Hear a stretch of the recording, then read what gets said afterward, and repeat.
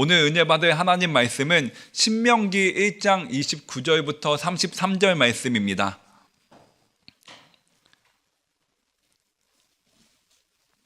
신명기 1장 29절부터 33절 말씀입니다.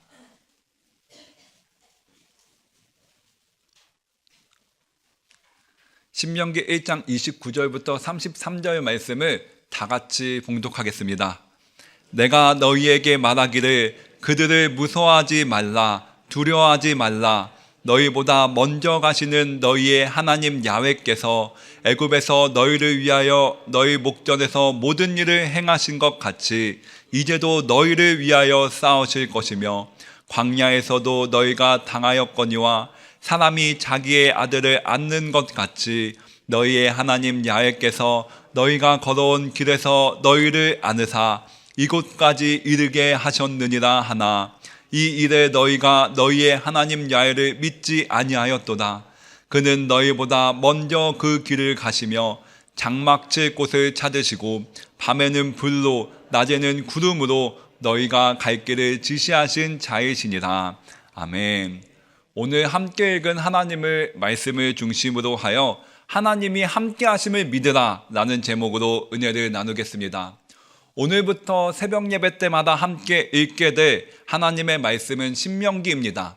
첫 번째 그림을 띄워주시면, 신명기는 우리가 잘 알다시피 창세기, 출애굽기, 레위기, 민수기, 신명기로 구성된 모세오경의 맨 마지막에 위치해 있는 책인데요. 우리가 한 권씩 차근차근 하나님의 말씀이 어떻게 기록되어 있는지 핵심 내용들을 살펴본다면, 창세기는 하나님의 창조와 사람의 타락 이야기, 그리고 하나님께서 아브라함의 후손인 이스라엘 백성들을 통해 인류를 구원해 나가기 원하시는 그 계획이 담겨 있습니다. 다음으로 출애굽기에는 이스라엘 백성들이 애굽에서 노예 생활을 하다가 탈출하는 이야기가 담겨 있으며, 레위기에서는 하나님을 예배하는 방법과 하나님의 백성으로서 지켜나가야 할 삶에 대해서 담겨 있습니다.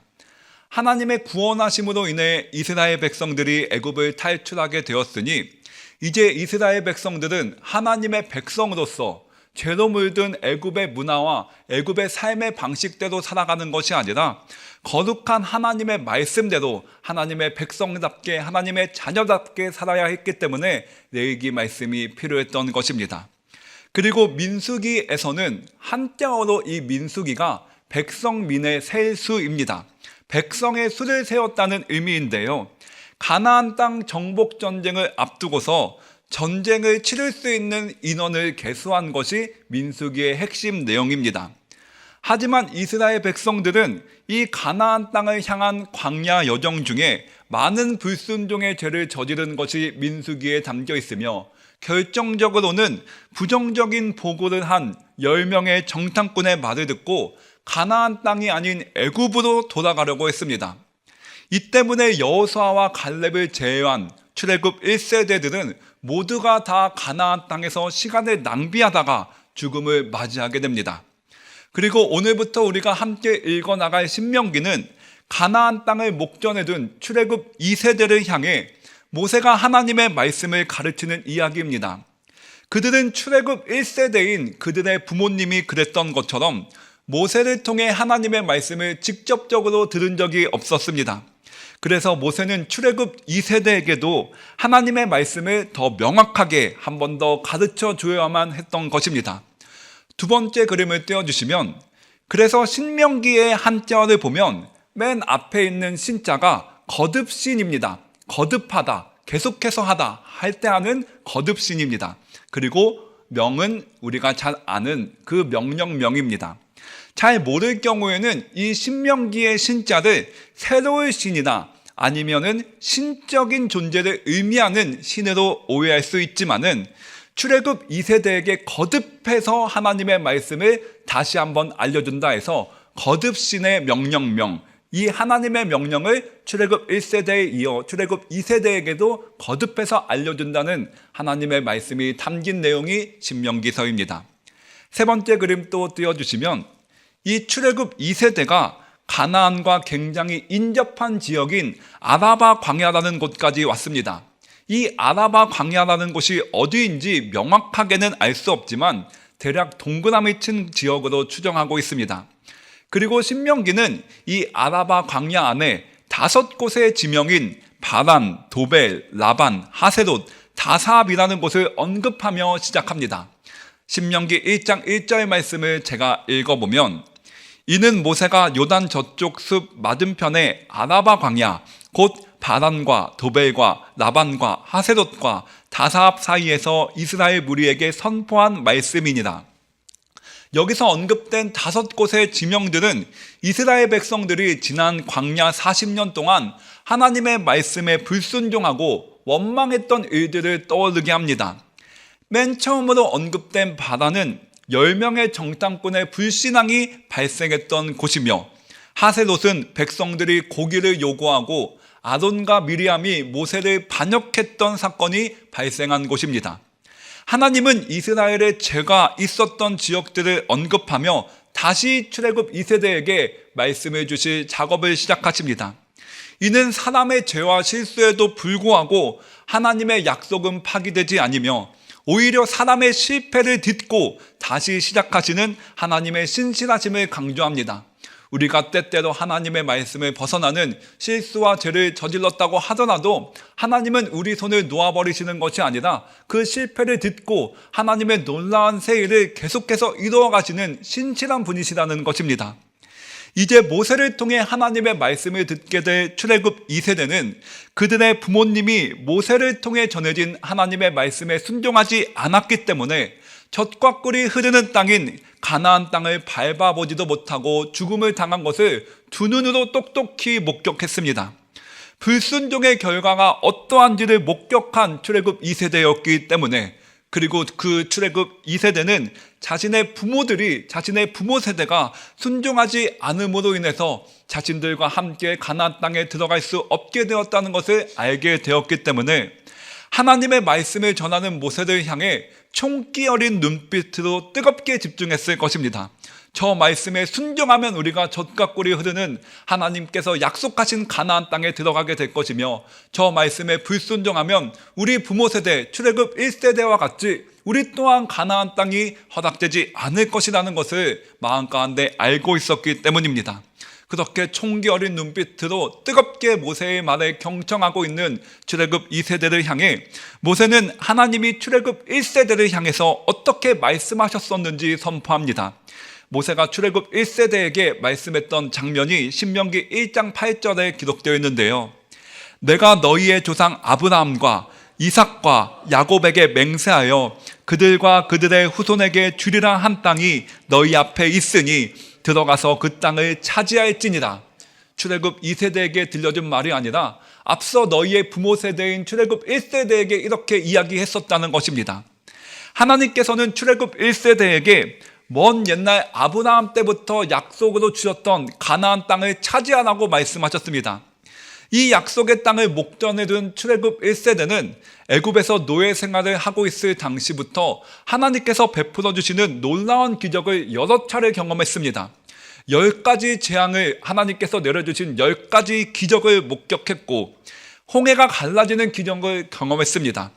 그리고 광야에서는 매일마다 하늘에서 내려오는 만나를 먹고 살았으며, 그리고 목마를 때는, 물이 없을 때는 반석에서 물이 솟구쳐 오르는 것도 경험했습니다. 하지만 이스라엘 백성들이 출애굽한 지 불과 2년이 되었을 때 정탐꾼 10명의 부정적인 보고를 듣고 애굽으로 돌아가자고 말합니다. 이는 단순히 애굽으로의 후퇴가 아니었습니다. 이 결정은 이스라엘 백성들을 통해 하나님 한 분만이 유일한 참된 신임을 온 열방에 드러나고자 했던 그 하나님의 계획을 완전히 무효화하고 거부화한 선택이었습니다. 이스라엘 백성으로서 정체성 자체를 부정한 것입니다. 그래서 하나님께서는 이 죄를 가볍게 여기지 않으셨고 출애굽 1세대는 가나안 땅을 밟지 못하고 광야에서 죽음을 맞이하게 된 것입니다.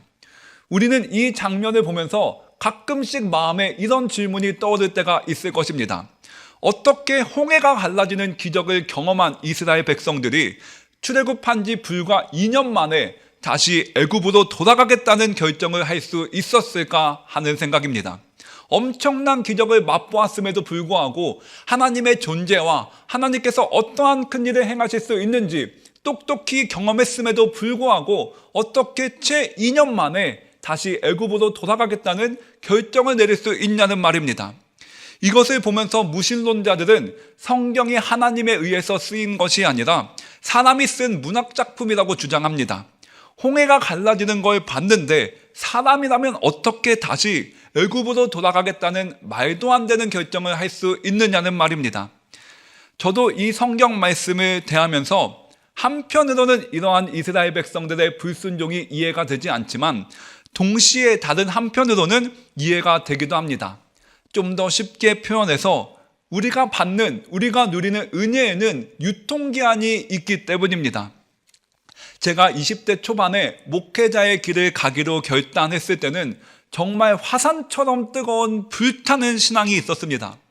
몸도 마음도 너무나도 고통스러웠던 병상에서 소명을 받았기 때문에 기도하고 간절히 매달리고 하나님을 의지하는 것 외에는 하루하루 견뎌낼 수 있는 재간이 없었습니다. 그 괴로웠던 시간들 속에서 하나님을 간절히 찾고 또 찾았으며 마음 가운데 하루하루 이겨낼 수 있는 하나님께서 주시는 힘과 위로를 너무나도 강력하게 경험했습니다. 고난이 큰 만큼 그 고난을 이기게 하시는 하나님의 은혜도 큰 법인데 그 병상 가운데서 너무나도 큰 은혜를 많이 경험했었습니다. 그렇게 병을 조금씩 이겨내 나가고 완전한 몸은 아니지만 한세대학교 신학교에 입학한 지 얼마 되지 않았을 때 도서관에 갔던 기억이 납니다.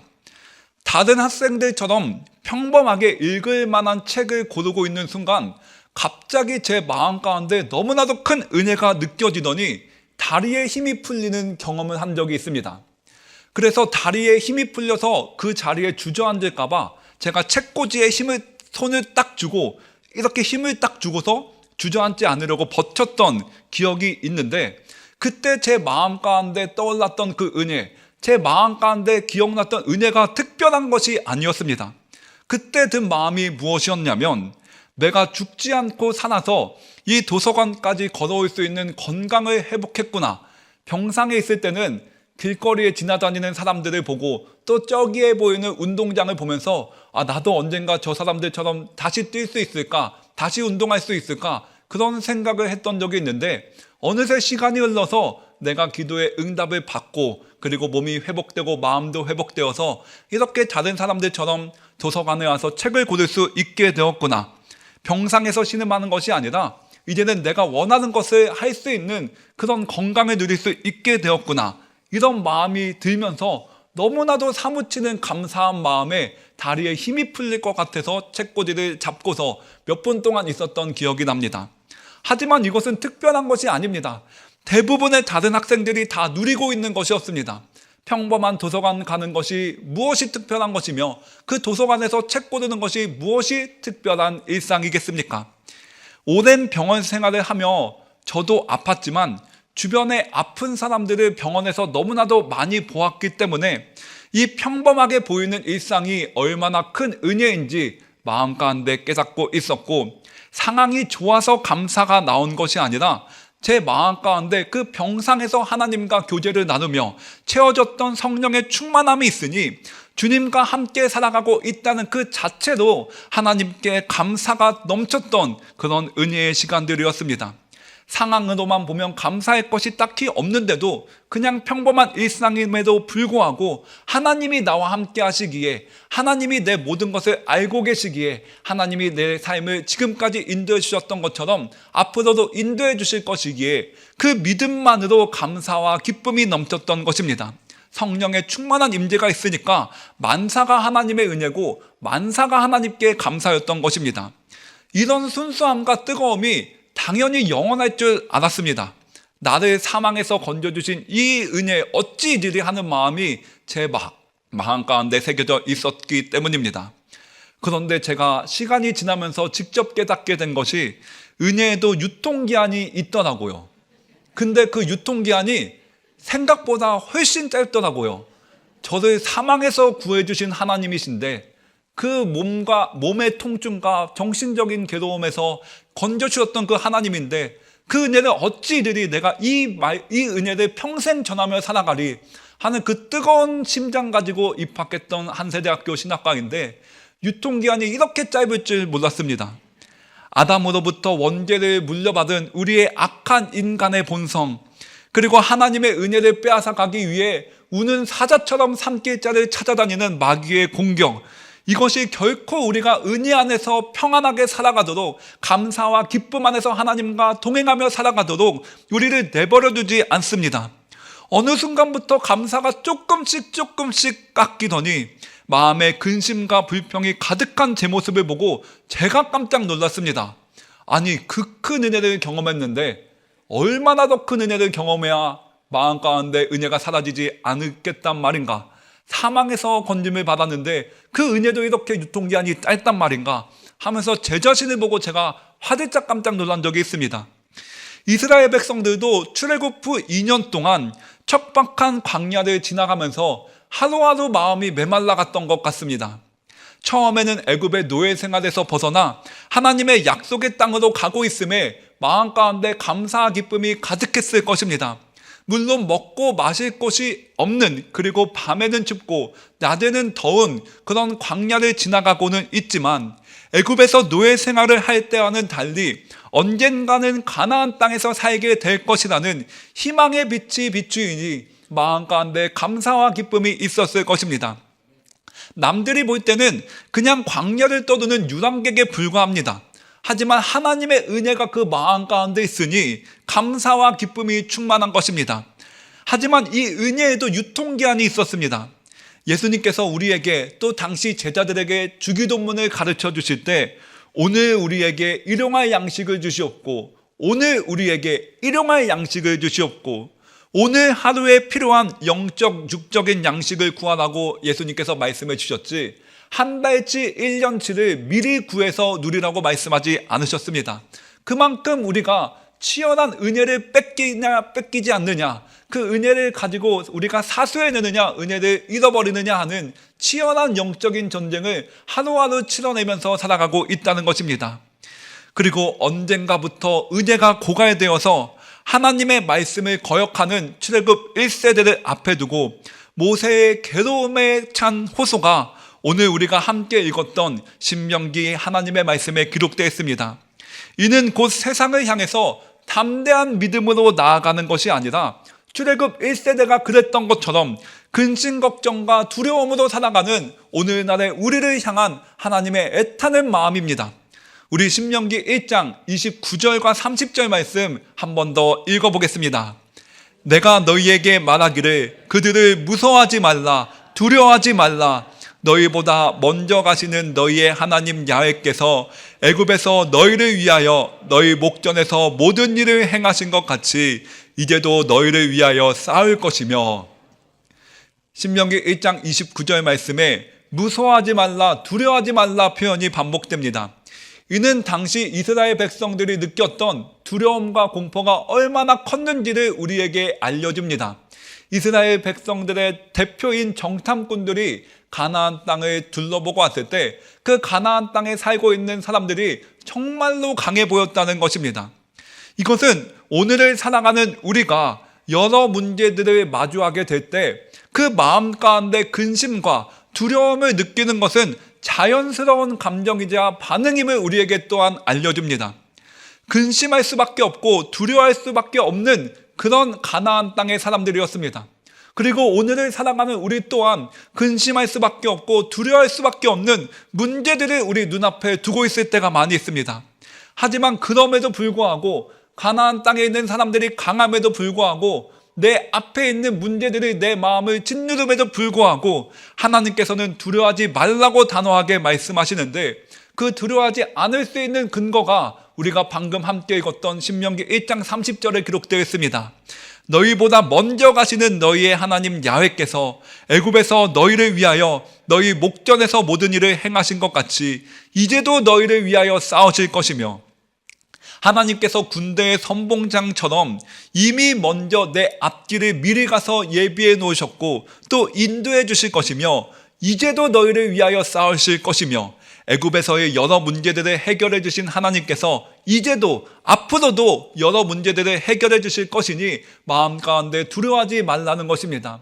오늘을 살아가는 우리에게도 우리가 오늘 하루를 아직 어떻게 지낼지 알지 못하지만 하나님께서 이미 미리 앞서가셔서 우리가 어떠한 삶을 살게 될지 미리 다 아시고 그리고 우리의 발걸음을 인도해 주실 것이니 마음에 근심하지 말라는 것입니다. 그리고 지금까지 우리가 지내오면서 하나님께서 내 삶 가운데, 가정 가운데 역사하셨던 순간들을 기억하고 있을 것입니다. 그것이 그때로 끝나는 것이 아니라 이제도 너희를 위하여 싸우실 것이며 이 성경 말씀처럼 이제도 앞으로도 영원히 하나님께서 나를 위해서 싸워주실 것이니 그 하나님을 믿고 두려워하지 말라고 우리에게 말씀하고 계신 것입니다. 이어서 신명기 1장 31절 말씀 읽어보면 광야에서도 너희가 당하였거니와 사람이 자기의 아들을 안는 것 같이 너희의 하나님 야훼께서 너희가 걸어온 길에서 너희를 안으사 이곳까지 이르게 하셨느니라 하나. 이 구절은 성경 전체에서도 가장 따뜻한 비유가 담겨있는 말씀 중 하나입니다. 광야에서의 시간들은 버려진 시간들이 아니라 하나님 아버지 품 안에서 있었던 시간이었다는 것입니다.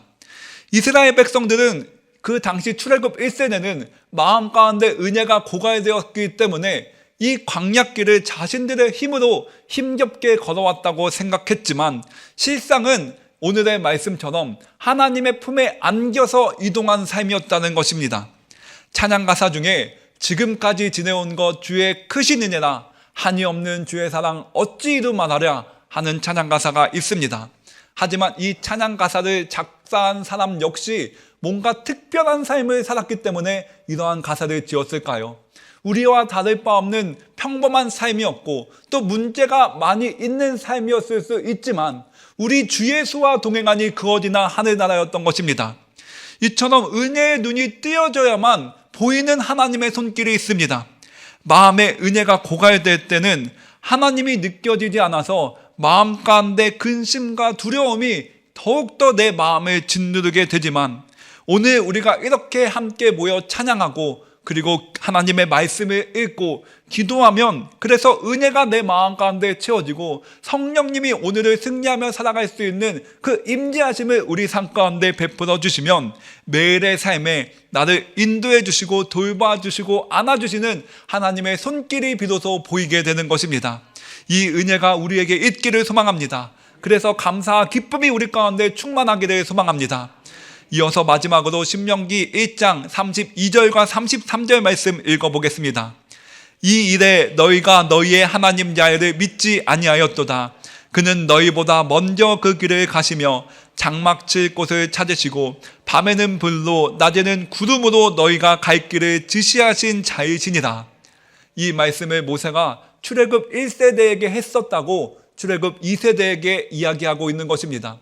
하나님께서 밤에는 불로 낮에는 구름으로 지도해 주시고 인도해 주시고 안아 주셨지만 처음에는 그 기쁨에 겨웠던 출애굽 1세대들이 불과 2년 만에 하나님이 우리와 함께 계시지 않으니 애굽으로 돌아가자고 마음을 변심했다는 것입니다. 그 정도로 마음 가운데 은혜가 사라지니까 구름 기둥과 불 기둥으로 그들을 인도하시고 보호해 주셨던 하나님의 손길과 안아주심이 마음 가운데 느껴지지 않았다는 것입니다. 출애굽 1세대는 하나님 야훼를 믿지 아니하였도다 꾸중을 받고 있습니다. 그렇기 때문에 이제 앞으로 신명기 말씀을 듣게 될 출애굽 2세대는 오늘 나누는 이 설교의 제목처럼 하나님이 함께 하심을 믿으라고 모세는 강조하고 있는 것입니다. 그리고 모세의 뒤를 이어 출애굽 2세대를 이끌고 가나안 땅으로 가게 될 여호수아 역시 하나님이 함께 하심을 믿으며 두렵고 떨리는 상황에서도 믿음으로 한 걸음 한 걸음 나아갔습니다. 여호수아서 1장 9절 제가 마지막으로 읽어보면 내가 내게 명령한 것이 아니냐 강하고 담대하라 두려워하지 말며 놀라지 말라 내가 어디로 가든지 내 하나님 여호와가 너와 함께하느니라 하시니라. 여호수아가 당시 마음이 평안했다면 아무렇지 않았다면 하나님께서 두려워하지 말며 놀라지 말라 그렇게 말씀하지 않으셨을 것입니다. 여호수아가 가나안 땅 정복 전쟁을 앞두고 굉장히 마음이 짓눌려 있었기 때문에 하나님께서 이렇게 강하게 말씀하시는 것입니다. 마음에 근심이 있고 두려움이 있으니까 그렇게 두려워하지 말라, 놀라지 말라 말씀하고 계신 것인데, 오늘을 향한 우리를 위한 하나님의 말씀이기도 합니다. 문제를 보고 사람이면 당연히 근심하고 두려워합니다. 자연스러운 반응입니다. 하지만 마음에 하나님의 은혜가 고갈되면, 하나님을 찾는 시간, 하나님과 교제하는 이 시간이 사라지고 고갈되게 되면 출애굽 1세대처럼 그 인생길을 자기 힘으로 걸어가는 것 같이 그 마음 가운데 메마름과 삭막함이 느껴질 수밖에 없습니다. 하지만 우리 마음 가운데 은혜가 채워지면 하나님을 찾고 찾으며 하나님을 찬양하고 하나님의 말씀을 가까이 하며 하나님과 함께 교제하는 이러한 시간이 우리 삶 가운데 확보가 되면 될수록, 하나님의 은혜가, 성령의 임재하심이 우리 삶에 가득히 채워질수록 여호수아가 출애굽 2세대가 앞으로 살아가게 될 삶처럼 하나님이 생각나게 되고 하나님이 보이게 되고 하나님 아버지 품 안에서 살아가는 내 삶이 비로소 보이게 된다는 것입니다. 오늘의 말씀을 기억하며, 주님, 오늘도 은혜 받기 위해서 이 새벽을 깨웠습니다. 오늘도 우리 주님 주시는 은혜의 힘과 능력으로 하루 살아가기를 소망합니다. 우리의 마음 가운데 문제가 메마르면 우리의 인생길을 내 힘과 능력으로 살아가는 것 같고, 내 인생 내가 책임지는 것 같고, 내 삶에 하나님이 느껴지지 않기 때문에 힘겹고 지칠 뿐입니다. 하지만 우리 마음 가운데 하나님의 은혜가 임하면, 성령 하나님 충만하게 임재해 주시면 그 문제들을 바라보며 근심 걱정하는 것이 아니라 그 문제에도 불구하고 내 삶을 안아주시고 인도해 주시고 돌봐주시는 하나님을 향한 믿음의 시선이 뜨이게 된다는 것입니다. 오늘도 이 믿음의 시선이 뜨이게 될 수 있도록, 오늘도 하나님을 바라보는 은혜의 눈이 뜨일 수 있도록 오늘도 우리에게 이 시간 함께하여 주시옵소서. 감사와 기쁨으로 평범한 하루일 수 있지만 하나님이 함께하시니 주 예수와 동행하니 그 어디나 하늘나라, 감사와 기쁨으로 오늘 하루 살아가는 축복된 주님의 자녀되게 인도하여 주시옵소서. 함께 기도하는 우리 모두 되기를 소망합니다. 함께 기도하겠습니다. 사랑의 주님, 오늘도 하나님의 말씀을 통해 하나님의 마음을 느낍니다. 출애굽 1세대가 처음 애굽을 탈출했을 때는 그 마음 가운데 하나님께서 우리와 함께 하신다는 기쁨과 감사가 있었습니다. 하지만 그들의 삶 가운데 은혜가 고갈되고 성령 하나님의 임재하심이 차츰차츰 사라지게 되니 그 마음 가운데 근심 걱정 불평 불만이 점점 들어차게 되고, 끝내는 하나님께서 이스라엘 백성에게 주셨던 하나님을 온 열방에 알리라고 하신 그 정체성을 잊어버리고 애굽의 노예 생활로 돌아가려고 했던 큰 죄악을 범하고 말았습니다. 그렇게 출애굽 1세대가 광야에서 소멸되어 버렸고, 오늘 신명기 말씀을 통해서 이제 출애굽 2세대에게 하시는 하나님의 마음이 기록되어 있습니다.